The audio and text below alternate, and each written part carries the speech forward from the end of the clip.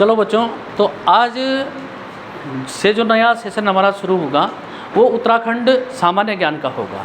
ठीक है बच्चों। और अब जो मैं आज है आपको उत्तराखंड सामान्य ज्ञान के लिए जो उसके आउटलाइन है, जिन विषयों पर केंद्रित होकर के हमें सारा उत्तराखंड का क्या करना है, सामान्य ज्ञान पढ़ना है। और ये हमें जो है विधिवत पता भी होना चाहिए कि हमें जो है क्या है, किसी चीज़ को पढ़ना का है, कहाँ से शुरू होगी और कहाँ उसकी लक्ष्य पूर्ति होगी। आज के लिए आपका विचार है लक्ष्य केंद्रित विचार अंतर्मुखी बनाता है। अरे ठीक है, अगर आपके दिमाग में कोई लक्ष्य चल रहा है ना, तो आप साइलेंट जोन में रहते हैं। आप उस विचार को लगातार क्या है, अपना मनन चिंतन करते रहते हैं। और जब आप मनन चिंतन करते हैं तो क्या कर्म के लिए भी आप प्रेरित होते रहते हैं। ठीक है, दो ही चीज़ें हैं आपके पास में, तो लक्ष्य केंद्रित विचार रहना चाहिए पर डे हमारा।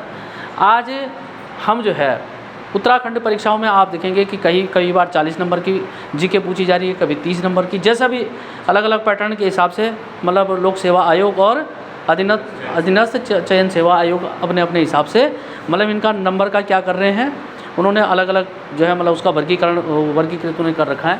इसमें जो है अभी आने वाली परीक्षा में सुरेंद्र भाई कौन सा है, अब उसमें वीडियो है, बीपीडीओ है, उसमें 40 नंबर की उत्तराखंड पूछी जाएगी। और अब मैं आपको एक सटीक दिशा, जितने भी जो है ऑनलाइन मुझे देख रहे हैं, बाकी मेरे पास जो ऑफलाइन बच्चे पढ़ रहे हैं वो तो अच्छी तरह से जानते हैं, लेकिन जो ऑनलाइन पढ़ रहे हैं उनको मैं ये बताना चाहता हूँ कि आप पेपर सेट करते हैं, कोई भी जो है किसी प्रकार के आप ऑब्जेक्टिव टाइप प्रश्न करते हैं, आप उन्हें कितनी बार अभ्यास कर लीजिए। अगर आपको उसका एक पहला पूरी थ्योरी अगर पता नहीं है कि आप कहाँ से शुरू कर रहे हैं और कहाँ को जा रहे हैं, एक प्रश्न कहीं एक जो है प्राचीन काल से या ये उत्तराखंड के इतिहास से पूछ रहा है, एक बिल्कुल वर्तमान में पूछ रहा, एक जो है क्या है मठ मंदिरों पर पूछ रहा है, तो आपको ये बात पता होनी चाहिए कि एक्चुअल में पूरा कोर्स क्या है। और जब आप उस कोर्स को समझ जाते हैं तो फिर आपके लिए पेपर सेट चाहे आप करो, चाहे आप कोई ऑब्जेक्टिव टाइप प्रश्न करो, आप प्रश्न को पढ़ते ही आप समझ जाते हैं कि यह जो है मतलब किस भाग से पूछा गया प्रश्न है। प्राचीन काल से राजवंशों से पूछा जा रहा है ना, गुफा चित्र शैल चित्रों से पूछा जा रहा है, यानी प्रागैतिहासिक काल से पूछा जा रहा है। इस प्रकार का उसका आपको विविधीकरण होना चाहिए। आज वर्तमान में कोई योजना पूछी जा रही है, इसका मतलब आप जो है एकदम कहाँ शासन प्रशासन और जो है क्या है वर्तमान उत्तराखंड राज्य को पढ़ रहे हैं। बात समझ में आ गई। तो किसी प्रकार की सफलता को किसी भी प्रकार से आप पाने के लिए जो है ज़रूरी है कि आप उसका विधि विधान उसका प्रथम चरण से लेकर आखिरी चरण तक समझें। इसमें मैं आपको आउटलाइन मोटी बता रहा हूं और 1 बाय 1 फिर उसी प्रकार से मैं आपको पढ़ाता चला जाऊंगा। इसमें आज मैंने आपको विचार दिए कि लक्ष्य केंद्रित विचार अंतर्मुखी बनाता है। उत्तराखंड का इतिहास अगर हमें देखो, उत्तराखंड राज्य बनने से पहले उत्तराखंड क्या है, उत्तर प्रदेश का हिस्सा था। लेकिन उससे भी पहले क्या बातें हैं, अगर हम प्रागैतिहासिक काल को पढ़ेंगे तो आप देखेंगे जहां आप इतिहास में प्रागैतिहासिक काल पढ़ते हैं, ठीक है, प्रागैतिहासिक काल पढ़ते हैं, आद्य ऐतिहासिक काल पढ़ते हैं और ऐतिहासिक काल पढ़ते हैं। ठीक है, इतिहास में भी वैसे ही पढ़ेंगे, जैसे इतिहास में पढ़ते हैं वैसे उत्तराखंड में भी पढ़ेंगे। अगर प्रागैतिहासिक काल के साक्ष्य इतिहासकारों को इतिहास के दृष्टिगत मिले हैं तो उत्तराखंड में भी इस प्रकार के साक्ष्य उस समय में प्राप्त हुए हैं। प्रागैतिहासिक काल वह काल है कि जब मानव अपनी जो है क्या है प्रथम चरण की अवस्था में है, जब वह जो है क्या है एक परिवारजक की तरह, परिवारजक जानते हैं, एक सन्यासी, परिवारजक माने सन्यासी होता है, मतलब एक घुमक्कड़ उसका जीवन है। ठीक है, जहाँ राह मिली वहाँ चल दिए, जहाँ जो है था मिली वहाँ बैठ गए, जहाँ खाना मिला वहीं खा लिया, है ना। उसे जो है किसी प्रकार का समाज और उसका जो है क्या नहीं है, उसका ज्ञान नहीं है। कभी वह जो है क्या है कच्चा मांस खा रहा है, उसको जो कंदमूल फल मिल रहे हैं वो खा रहा है। तो इस प्रकार के मानव प्रागैतिहासिक काल में उत्तराखंड में भी जो है उनका निवास स्थान रहा है। ऐसे साक्ष्य यहाँ के पाषाण उपकरण, ताम्र मृदभांड और शैल चित्र और गुफा चित्र बता रहे हैं, जिनको आप देखेंगे कि सबसे पहले प्रागैतिहासिक काल में क्या है, मानव अपनी प्राथमिक अवस्था में है। ठीक है, मैंने कहा कैसा एक परिवारजक के रूप, घुमक्कड़ के रूप में है। ठीक, ऐसे साक्ष्य उत्तराखंड में भी मिले हैं। और वो कैसे पता चलता है, उस समय में कोई लिखित साक्ष्य नहीं है, आपके पास शैल चित्र है, या तो जो है शैल माने क्या, शैल माने किन्हीं पत्थरों पर, किन्हीं बड़े बड़े पत्थरों पर बने हुए चित्र हैं या गुफा चित्र हैं, है ना। इनको उत्तराखंड की क्या स्थानीय भाषा में गुफा को क्या कहते हैं? उडियार बोलते हैं। उन उडियारों पर चित्र बने हुए हैं। जैसे एक दो गुफाओं के नाम बताओ, उडियारों के नाम। हाँ, लाकू है, लेथाप है ना, पेटसाल हो गई, है ना, क्या चीज़ है, गोरखिया गुफा हो गई। इस प्रकार से गुफा को क्या कहते हैं? उडियार बोलते हैं। उन पे चित्र बने हुए हैं। तो इससे पता चलता है उस समय में, उस कालखंड में, प्रागैतिहासिक काल में मनुष्य यहाँ निवास करता रहा है। एक बात, ठीक। दूसरा, मैं बहुत लंबा उसको नहीं ले जा रहा। प्रागैतिहासिक काल को भी एक्चुअल में इसको भी जो है ये पत्थर युग है, पाषाण युग है, उसमें भी जो है पुरापाषाण, मध्यपाषाण, नवपाषाण युग में उसे बांटा हुआ है। लेकिन मैं उधर की तरफ नहीं जा रहा। जब इतिहास पढ़ाऊँगा तो इतिहास में आपको विधिवत तरीके से क्या है वो चीज़ें मैं आपको समझा दूंगा। उसके बाद आद्य ऐतिहासिक काल। आद्य ऐतिहासिक काल वह काल है कि जिसमें देखो कि शिलालेख, यहाँ क्या है, यहाँ खाली चित्र है, यहाँ क्या है, शिलालेख है। शिलाओं पर क्या लिखे हुए हैं? शिला माने पत्थरों पर लेख लिखे हुए हैं। गुफाओं पर भी लेख लिखे हुए हैं। लेकिन बड़ी बात है कि लिखे तो हुए हैं, लेकिन वो क्या है, पढ़े नहीं जा सके हैं। आदि ऐतिहासिक काल वो है कि लिखा तो हुआ है, लेकिन क्या लिखा हुआ है वो आज दिन तक वह स्क्रिप्ट या वो जो है लिपि या इतनी गूढ़ है कि वो हमें समझ में नहीं आई। जैसे आप देखेंगे मेसोपोटामिया की, मेसोपोटामिया किसे बोलते हैं? इराक को बोलते हैं वर्तमान समय में, ठीक है बच्चों। अरे ठीक है, मेसोपोटामिया में कीलाकार लिपि वो आज दिन तक पढ़ी नहीं जा सकी। सिंधु सभ्यता की लिपि वो पढ़ी नहीं जा सकी। अगर कोई चीज़ पढ़ी जा सकी है अगर ऐसी लिपियों में, तो वो जो है देखेंगे कि 1750 में टी पैंथलर ने क्या अशोक का शिलालेख खोजा था और पढ़ा जो है 1837 में जेम्स प्रिंसेप ने। तो इसलिए जो है उसको कहाँ लेते हैं, उसको आधुनिक युग में ले लेते हैं। लेकिन यहाँ क्या है, जैसे मैंने बोला कि आदि ऐतिहासिक काल वो है जिसमें जो है शिलालेख, शिला पर लिखे हुए लेख, फर्क है। यहाँ चित्र हैं, यहाँ शिला और शैल पर क्या है, गुफाओं पर क्या है, लिखे हुए लेख हैं, लेकिन वो क्या है, लिखे तो हैं लेकिन वो पढ़े नहीं जा सके। ऐसे काल को आद्य ऐतिहासिक काल इतिहासकारों ने जो है क्या है उसको डिवाइड किया है। उसके बाद है ऐतिहासिक काल। पढ़ते भी ऐसे हैं, ऐतिहासिक नहीं बोलना चाहिए, ऐतिहासिक काल, जिसमें लिखा भी हुआ है, पढ़ा भी गया है। अब वो जो है क्या है, चाहे वो अशोक के शिलालेख से लेकर के हो, चाहे वो वेद हो, चाहे वो पुराण हो, चाहे वो बौद्ध साहित्य हो, चाहे वो जैन साहित्य हो, चाहे वो जो है यात्रियों द्वारा, चाहे इब्न बतूता हो, चाहे वो जो है क्या है किसी के साथ जो है, चाहे वो अमीर खुसरो की कृति हो, चाहे वो क्या है वो गजनी के साथ कोई भी जो इतिहासकार उत्बी वगैरह जो भी आए हैं, जो विदेशी साहित्य है, वो सारा साहित्य ही। केशव इधर बैठो बेटा, मैंने जो बोला 15 तक टेबल होगी क्या? नहीं तो आप 16 से लिखो। यहाँ राहुल भैया के पास बैठो, आओ मेरे बच्चा, उधर बैठो, उधर बैठो, बाहर कहाँ घूम रहे मेरे बच्चा, तो आओ ना, इधर बैठो, इधर बैठो। तो बच्चों मैं आपसे बात कर रहा था ऐतिहासिक काल की। ऐतिहासिक काल ऐसा काल है जिसमें ग्रंथ, साहित्य, चाहे वो शिलालेखी क्यों ना हो, वो लिखे गए और वो पढ़े भी गए हैं, ठीक है। आप मैंने क्या कहा कि चाहे वो वेद हैं, पुराण हैं, चाहे उसमें उपनिषद हैं, चाहे उसमें आरण्यक हैं, चाहे उसमें ब्राह्मण ग्रंथ हैं, चाहे उसमें आपके जो है क्या है यात्रियों के द्वारा यात्रा वृत्तांत हैं, चाहे उसमें जैन साहित्य है, चाहे उसमें बौद्ध साहित्य है, चाहे उसमें क्या है आपके विदेशी लेखकों के द्वारा लिखे गए क्या कहते हैं साहित्यिक कृतियाँ हैं। ये सारी किसमें आएंगे आपके ऐतिहासिक काल। लेकिन ऐतिहासिक काल को भी 3 भागों में बांटा गया है। एक है प्राचीन काल। जब प्राचीन काल में लेते हैं तो प्राचीन काल में वेद और पुराणों की बात होती है, ठीक है, और बौद्ध ग्रंथों की बात होती है ना। लेकिन देखा जाए विशुद्ध रूप से वैसे वेद, पुराण और उपनिषद ही सबसे पुराने हैं। बाकी वैसे मेरे को लगता है कि बौद्ध ग्रंथ और जैन ग्रंथों की बात भी नहीं करनी चाहिए, तो बहुत बात के ग्रंथ हैं, ठीक है। उसके बाद मध्यकाल में अगर हम बात करते हैं, यहाँ प्राचीन काल में तो ये है, मध्यकाल में जो है राजवंशों की बात आती है।